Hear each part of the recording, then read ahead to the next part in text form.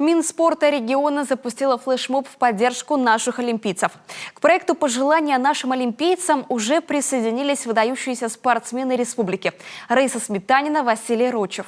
Коллективы спортивных школ снимают ролики и передают приветы нашим лыжникам Юлии Ступак и Илье Сембикову.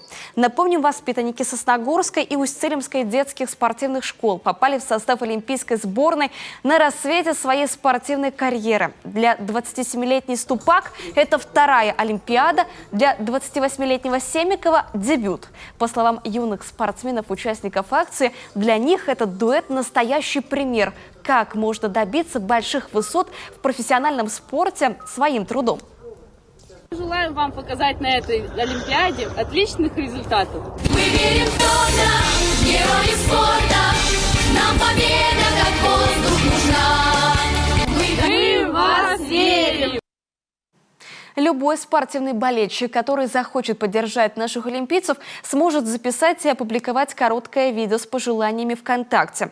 Эту запись необходимо сопроводить хэштегами «Пожелания олимпийцам», «Наши олимпийцы», «Олимпийцы Коми» и «Минспорта Коми».